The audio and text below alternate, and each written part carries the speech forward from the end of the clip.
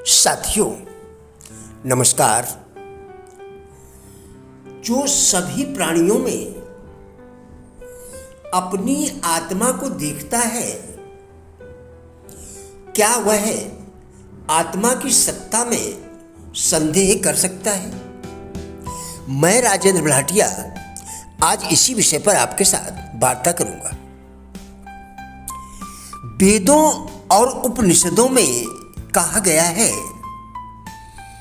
कि जो सब प्राणियों को आत्मा में देखता है और सब प्राणियों में अपनी आत्मा को देखता है, वह उस आत्मदर्शन के पश्चात आत्मा की सत्ता में संदेह नहीं कर सकता।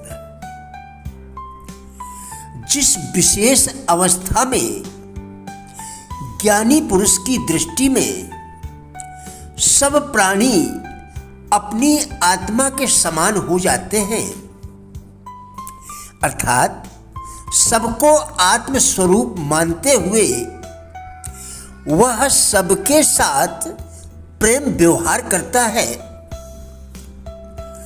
उस समय सब प्राणियों में आत्मदृष्टि से एकता का अनुभव करता है।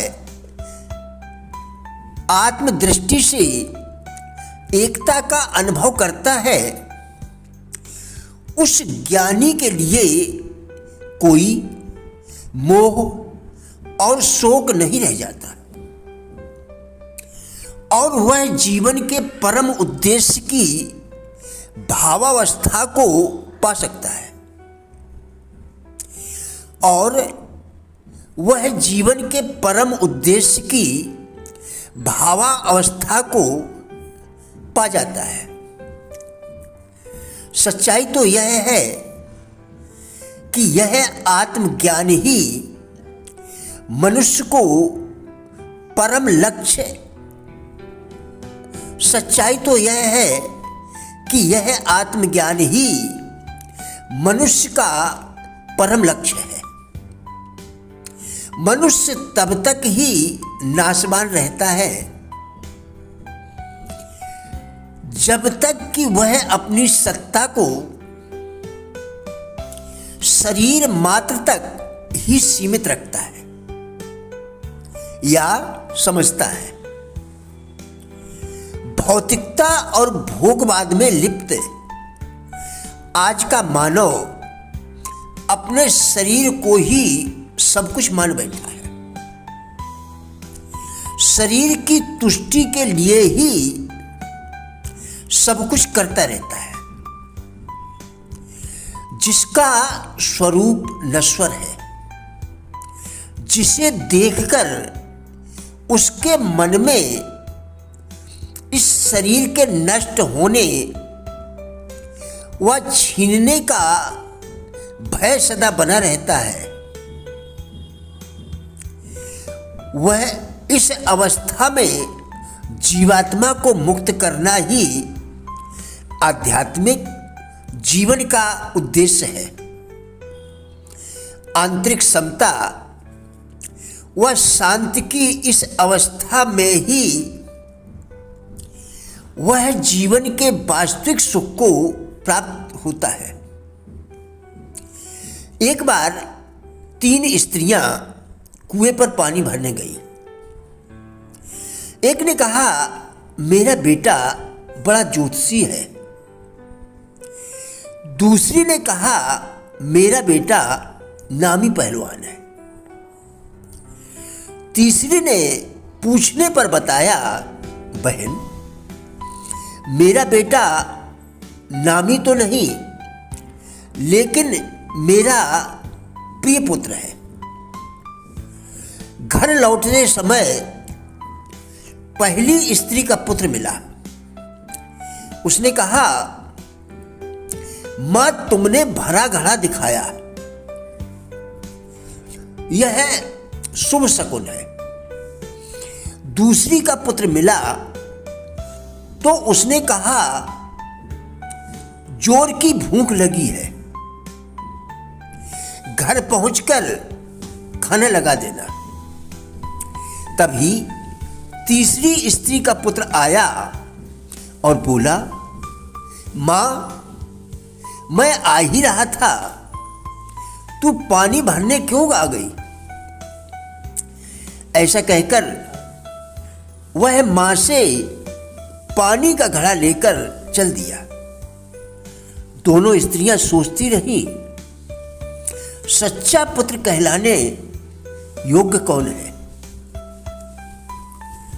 हमेशा शांत, मजबूत और आनंददायी आचरण बनाने की कोशिश करें।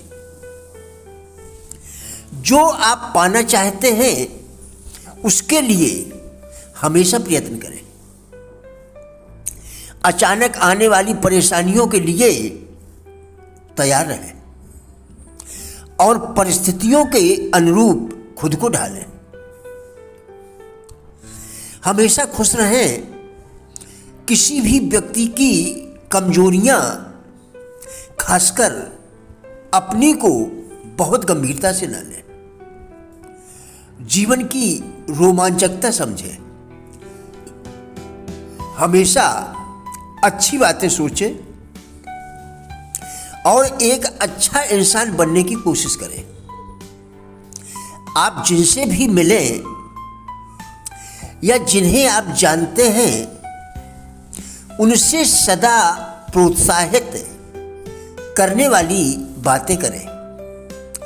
आपकी विश्वास भरी बातें और सोच आपकी खुशी के लिए बहुत जरूरी है।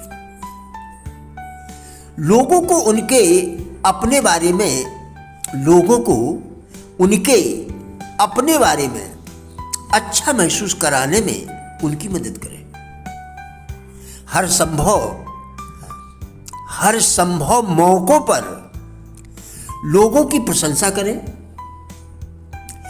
दूसरों के गुणों का बखान करें और उनकी अच्छाइयों के बारे में भी उन्हें बताएं। आप एक सच्ची और मन से प्रशंसा करने वाले इंसान बने। दिलो दिमाग में आशावादी बने और दूसरों की भी आशावादी बनने में मदद करें।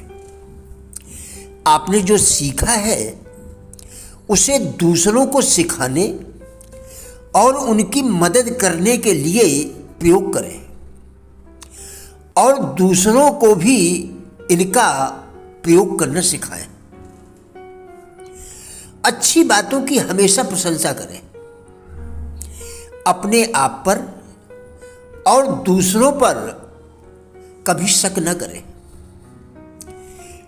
इसकी परवाह किए बिना कि वे क्या कहते हैं और क्या करते हैं, दूसरों को समझें और अपनी सहन शक्ति बढ़ाने की कोशिश करें। अपने में उत्साह भरें। आप जो कुछ भी हैं, जो भी आप कर रहे हैं और दूसरों से अलग जो आपके गुण हैं उनसे खुशी महसूस करें। प्रिय साथियों, हमारा उद्देश्य इन वीडियोस के द्वारा लोगों में जीवन के प्रति सकारात्मक दृष्टिकोण एवं जिज्ञासा पैदा करना है। कृपया वीडियो पूरा देखकर विचार करें, क्या यह वीडियो आपके लिए उपयोगी है? यदि हाँ, तो कृपया लाइक, शेयर एवं चैनल को सब्सक्राइब करके हमारा भी उत्साह बढ़ाएं। वीडियो देखने के लिए बहुत बहुत धन्यवाद।